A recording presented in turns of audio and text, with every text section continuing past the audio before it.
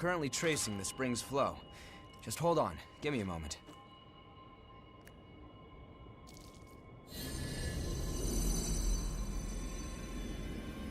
Wait.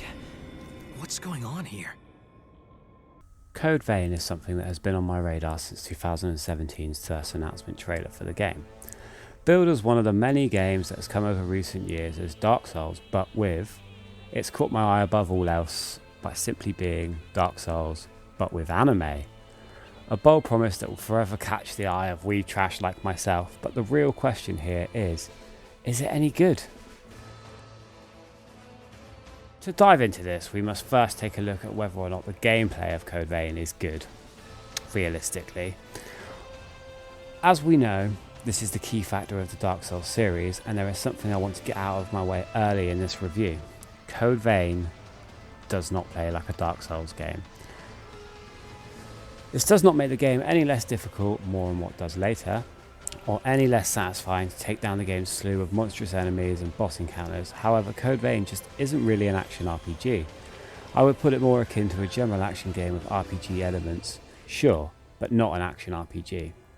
Yes, the game has a leveling system, and yes, you can upgrade the weapons and armor, but unlike most other action RPGs, you are only really tasked with going up a level each time, and you do not build your character in the traditional sense of ploughing points into certain stats in order to create the build you want. Instead, this is done with various armor and weapon pieces which are designed to complement each other and form a build. But I digress. I know what you all want to know here. Is the combat any good?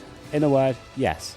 I'm really enjoying the combat of Code Vein, and this is where I think the game borrows most heavily from the Souls series, as you essentially have to explore desolate wastelands by parrying and backstabbing your way through the world, killing everything in your path. It heavily features the satisfying chip away and move on combat of Dark Souls that makes you feel like you have actually achieved something rather than have your hand held the entire time. However, for those of you who want a challenge and don't want an easier experience, then do not equip an AI partner. Whilst the game doesn't necessarily have an easy mode in the traditional sense, the AI partners feel almost unstoppable and have the ability to revive you whenever your character is downed, essentially adding this mode in. This is a fantastic little feature that makes Code Vein more accessible to people who are turned off by the crushing difficulty of the genre and want an easier experience. Even the most die-hard of Souls fans cannot get angry about this addition to Code Vein, as you can simply turn the feature off by choosing not to have someone accompany you into the game's various dungeons. I tried the AI for myself on one of my saves, and even I, who is not as good as Souls as I tell everyone else I am, was able to beat 4 bosses in a row on my first attempt. The main thing that differs between the combat of Code Vein and Dark Souls is the system of you can just get by mashing square and killing everything till it dies. This, while still satisfying, just is not as deep as the original combat of the series that came before it.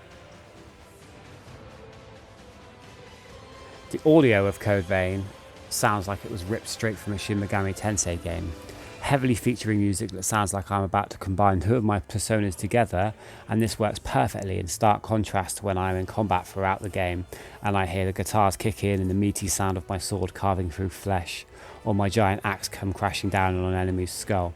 It's this contrast in sound that makes the game even more bearable, as the soothing piano and beautifully voiced soundtrack in my downtime allow me to calm down after a particularly frustrating area. Also borrowing heavily from the Shin Megami Tensei style is the visuals, and this is where the game gets everything right. The anime visuals are absolutely stunning, and the addition of the bloody as hell animations when you get a successful parry or backstab just look incredible. There's not much else I can say here that the trailers haven't already told you already. I mean, look at it. Well then, you're one of us.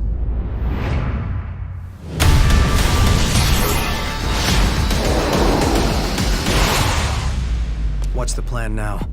You know the plan. I haven't paid much attention to the story, if I'm totally honest with myself here. I know that we are vampires or revenants, and that some dude named Louis, who is an absolute first bait for anime fans, wants to heal the revenants and believe humans have as many rights as we do. I'm not playing Code Vein for the story, but I will sit here and say that anime fans will love it, as it is genuinely could not be more anime if it tried. at times reminding me heavily of Seraph of the End, which is always a bonus, as I love that anime. I am having a ton of fun with Code Vein, and whilst the game isn't as deep or rewarding as the Souls game between it, I do feel the comparison between the two just isn't fair on the game. After all, you cannot improve on perfection. With this in mind, I give Code Vein a happy 8.5 out of 10. There's a lot to love here, but improving some of the RPG elements and deepening the combat just wouldn't go amiss. Thanks for your concern, but we'll be all right. Come on, let's go.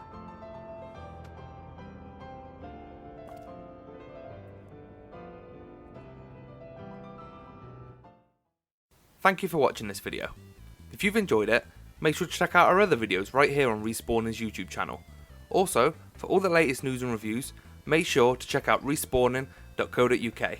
And if you're feeling generous, please take a look at our Patreon page at patreon.com/respawning. Anything you can give helps us out a lot, and we would much appreciate it. Until next time, take care.